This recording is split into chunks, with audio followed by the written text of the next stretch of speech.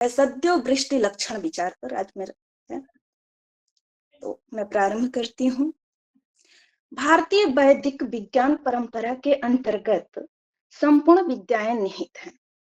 प्राचीन ऋषि मुनियों ने वृष्टि पर अनेक शोध कार्य किए हैं। वृष्टि का मूल वेद एवं वेदांगों में है। ज्योतिष शास्त्र के विद्वानों ने इस विषय पर निरंतर चिंतन मनन करते हैं। भारतीय ज्योतिष शास्त्र में मासों के आधार पर, ग्रहों के आधार पर, नक्षत्रों के आधार पर, वायु के आधार पर और शकुन अपशकुन के आधार पर वृष्टि का वैज्ञानिक एवं शोधपरक अध्ययन किया है। अनेक ग्रंथों में वृष्टि कब होगी और कैसे होगी इसका उदाहरण प्रस्तुत किया गया है। तो सबसे पहले हम देखते हैं वृष्टि शब्द। वृषु सेचने धातु से अक्तिन प्रत्यय लगाकर बना है वृष्टि शब्द। जीवन का मूल आधार वृष्टि है। वृष्टि संपूर्ण कृषि का मूल आधार वृष्टि है और वृष्टि ही जीवन का मूल आधार है। इसलिए वृष्टि अर्थात वर्षा का ज्ञान करना आवश्यक होता है। इस प्रकार का उल्लेख पराशर मुनि ने कृषि प्राशर में किया है। वृष्टि मूला कृषि सर्वा वृष्टि मूलम च जीवनम तस्मादादौ प्रत्येन वृष्टि ज्ञानम समाचरेत। ऋग्वेद के प्रमुख रूप से वर्षा के लिए 7वें मंडल का 101वां और 102वां सूक्त है। ये दोनों सूक्त वृष्टि पर आधारित है। इन्हें पर्जन्य सूक्त भी कहते हैं। इसके अलावा अन्य कई स्थानों पर वर्षा का वर्णन प्राप्त होता है। इस प्रकार वृष्टि का मूल हमें ऋग्वेद के पर्जन्य सूक्त में मिलता है।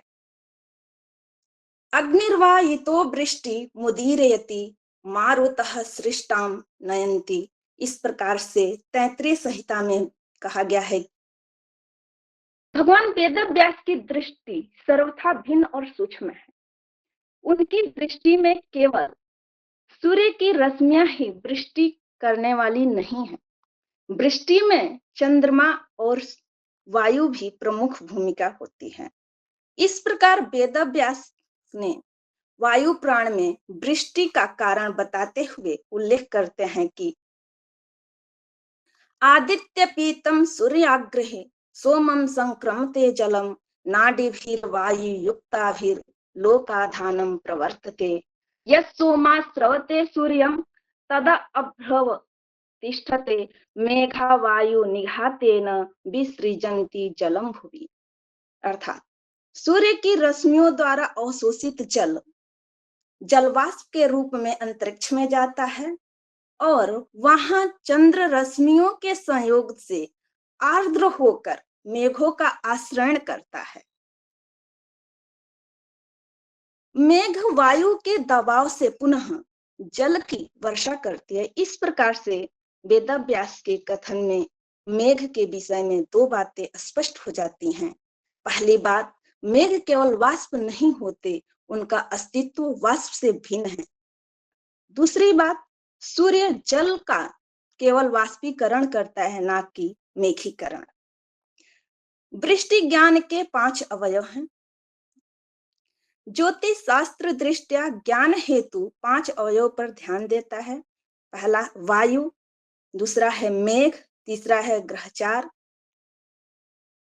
उसके बाद है चौथा भूमि और पांचवा है सद्यो वृष्टि लक्षण। अब हम इसके बाद देखते हैं वायु के भेद। वातस्तु त्रिविधा प्रोक्ता पावकः अस्थापको परः तृतीयो ज्ञापको वृष्टि अस्थानांगे मध्य संग्रहात्।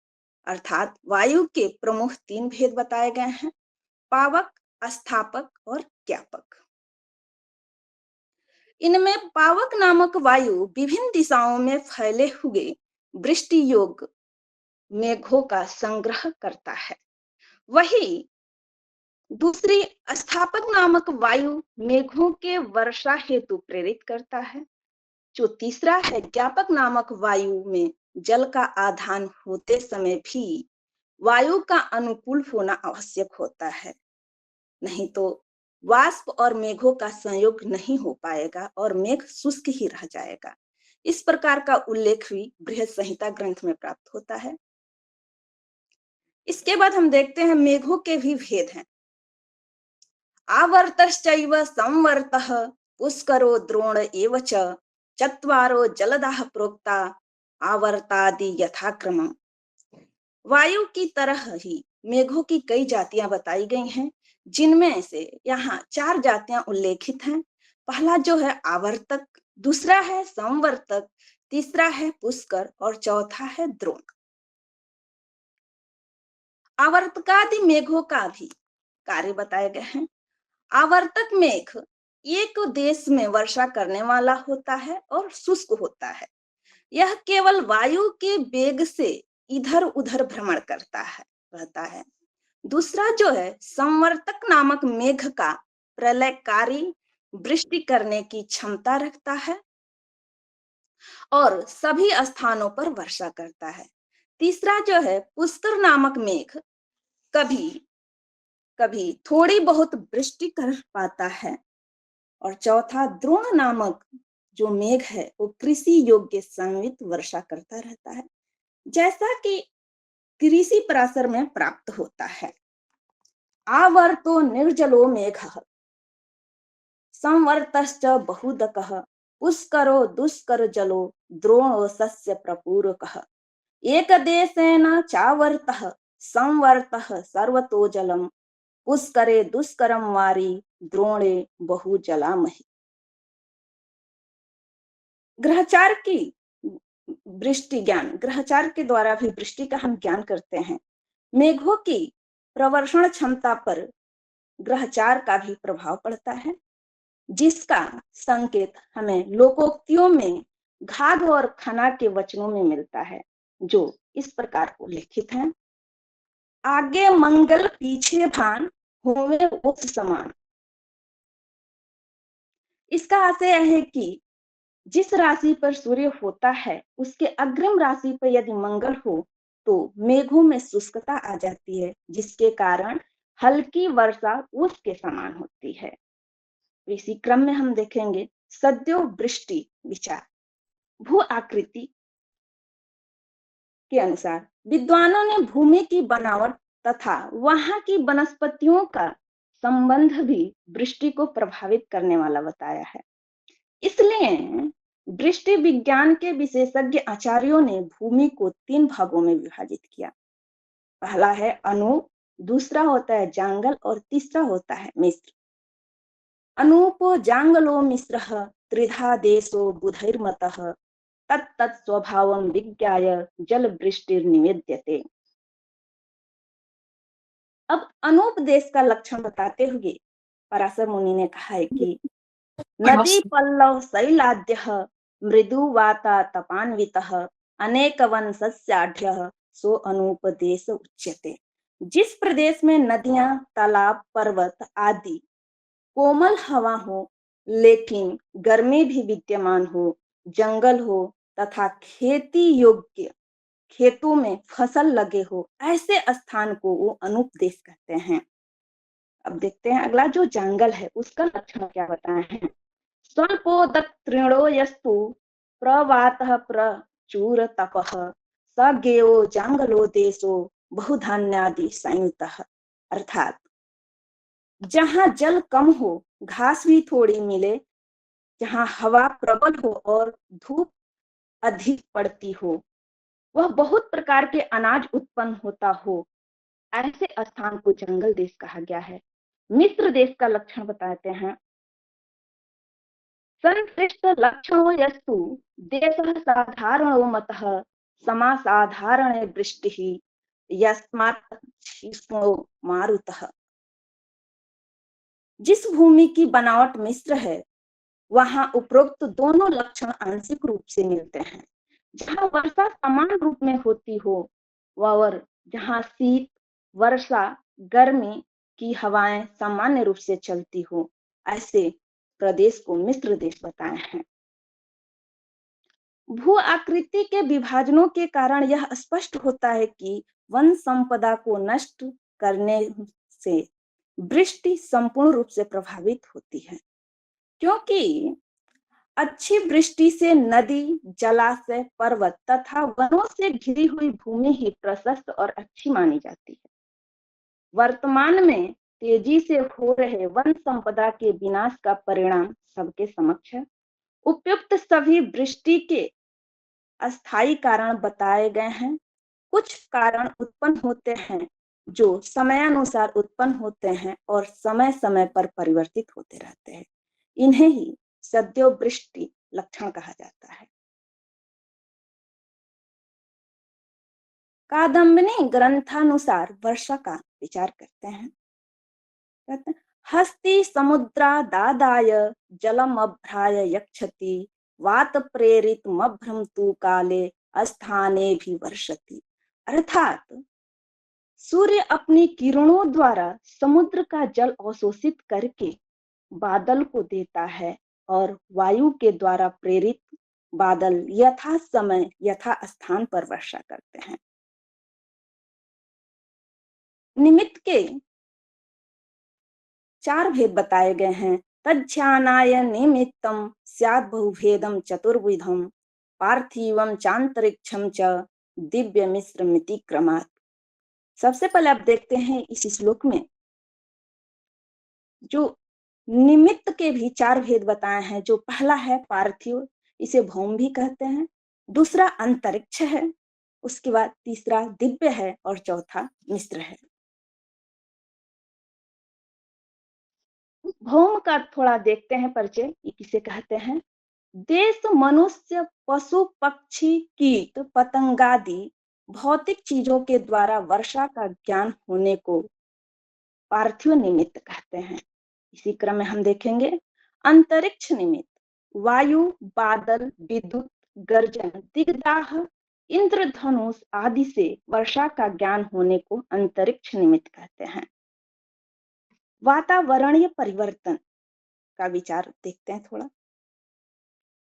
तापमान, वायु दाब एवं वायु की दिशा आदि वातावरणीय परिवर्तन के सामान्य परीक्षण द्वारा वर्षा का पूर्वानुमान किया जा सकता है। उसके बाद आकाशीय परिवर्तन से भी वर्षा का ज्ञान किया जा सकता है। मेघों की आकृति, बिजली चमकना, आंधी, तूफान, कुहरा, धुंध, बादलों की गड़गड़ाहट आदि शीघ्र वर्षा होने की सूचना देती है। दिव्य निमित्त, सूर्य चंद्र ग्रहण, उच्छल तारे, सप्तनाडी चक्र, ग्रहों के उदयास्त, संक्रांति आदि से वृष्टि का ज्ञान प्राप्त होने को दिव्य निमित्त कहते हैं। अब अंतिम है जो मिश्र निमित्त। कार्तिक से आश्विनी तक के 12 महीनों में के प्रत्येक दिनों के तथा विशेष रूप से अक्षय तृतीया, आषाढ़ी पूर्णिमा, होलिका आदि के शकुनों एवं उपयुक्त चिन्हों से वृष्टि का ज्ञान करते हैं। इन निमित्तों में पार्थिव निमित्त की अपेक्षा अंतरिक्ष निमित्त और अंतरिक्ष निमित्त की अपेक्षा दिव्य निमित्त इस प्रकार उत्तरोत्तर एक दूसरे से अधिक बलवान है, क्योंकि पार्थिव निमित्त का फल कम दूरी तक होता है और अंतरिक्ष का फल एक जिले तक, दिव्य निमित्त का फल एक प्रांत तक और मिश्र निमित्त का फल सभी स्थानों पर कहा गया है। इनमें प्रायः पार्थिव निमित्त से ही सद्यो वृष्टि का ज्ञान करते हैं। मिश्र निमित्त के अनुसार वृष्टि विचार। वृष्टि प्रस्थार्थ शकुने श्याम गोघट दर्शनम स्त्रियां वा श्याम वस्त्रायां दृष्टयायां वृष्टिमादिशेत्। अर्थात यदि कोई जातक वृष्टि वर्षा से संबंधित प्रश्न कर रहा हो, उस वृष्टि प्रश्न काल में काली गाय, घट अर्थात घड़ा, काला वस्त्र धारण की हुई स्त्री का दर्शन हो जाए तो वृष्टि होगी ऐसा फल बताना चाहिए।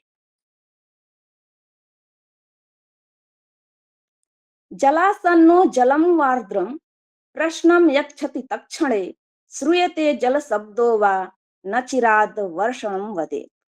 यदि वृष्टि संबंधित प्रश्नकर्ता जल के समीप हो अथवा जल या किसी आर्द्र वस्तु को स्पर्श कर रहा हो या उस समय जल शब्द की ध्वनि सुनाई दे तो शीघ्र ही वृष्टि होती है ऐसा फल बताना चाहिए। वृष्टिम ब्रूयात प्रश्न काले वामतः स्वर संचरे अनावृष्टिम वदेत तत्र दक्षिण स्वर संचरे। अर्थात वृष्टि का प्रश्न करते समय यदि प्रश्नकर्ता का बाईं स्वर चल रहा हो तो वर्षा होगी ऐसा कहना चाहिए। यदि दक्षिण स्वर चल रहा हो तो वृष्टि नहीं होगी ऐसा फल बताना चाहिए। पंचांगुली स्पर्शनेपि यदंगुष्ठम जनः स्पृशेत् तदा वृष्टिस्तु महति सावित्री स्पर्शनेल्पिका। वृष्टि से संबंधित प्रश्न करने वाला प्रश्नकर्ता यदि पांचों अंगुलियों को स्पर्श करते हुए अंगूठे को स्पर्श करे तो अधिक वृष्टि होती है अर्थात बाढ़ भी आ सकती है, इतना अधिक वृष्टि होगी। यदि प्रश्नकर्ता सावित्री यानी अनामिका अंगुली को स्पर्श करता है तो कम वृष्टि होती है, शेष अंगुलियों को स्पर्श करने पर सामान्य वृष्टि होती है ऐसा आचार्यों ने बताया है। तत्काल घटिका द्विघ्ना त्रिहृतैकेन सत्वरम द्वाभ्याम किंचित विलंबेन शून्य से तु वर्ष। अर्थात सूर्योदय से लेकर प्रश्न काल तक के घटी पल को 2 से गुणा करते हैं, जो गुणनफल प्राप्त होता है उसको 3 से भाग देते हैं। यदि एक शेष आए तो शीघ्र वृष्टि होगा ऐसा फल बताना चाहिए। यदि 2 शेष आता है तो थोड़ी विलंब से वृष्टि होगी और 3 शेष आता है तो वृष्टि नहीं होगी ऐसा फल बताना चाहिए। इसी से भी मिलता जुलता कृषि पराशर में भी इसी प्रकार का फल बताया गया है कि जल के भीतर स्थित होकर या हाथ में जल लेकर अथवा जल के समीप में यदि कोई वृष्टि विषयक प्रश्न करे तो शीघ्र वर्षा होते हैं।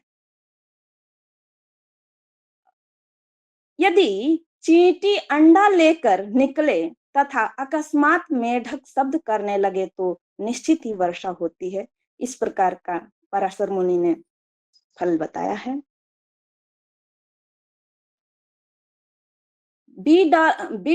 बीडाला नकुला सर्पा येन चान्ने वा विश्लेषयाः धावन्ति सलभा मत्ता सद्यो वृष्टिर्भवेत् ध्रुवम्। अर्थात यदि बिल्ली, नेवले, सर्प एवं बिल में रहने वाले दूसरे प्राणी तथा सलभ मत वाले होकर दौड़े तो निश्चित ही वर्षा होगी ऐसा फल कहना चाहिए। कुर्वन्ति बालकाः मार्गे धूलिभिः सेतुबन्धनं मयूरासैव नृत्यन्ति सद्यो वृष्टिर्भवेत् ध्रुवम्। यदि मार्ग में लड़के धूलि से सेतु बंधन करें एवं मयूर नृत्य करें तो निश्चित ही बारिश होता है। यदि आघात एवं वात से पीड़ित मनुष्य के शरीर में पीड़ा होने लगे एवं सर्प वृक्ष की चोटियों पर यानी शाखाओं पर चढ़ने लगे तो शीघ्र वर्षा होगी ऐसा कहना चाहिए।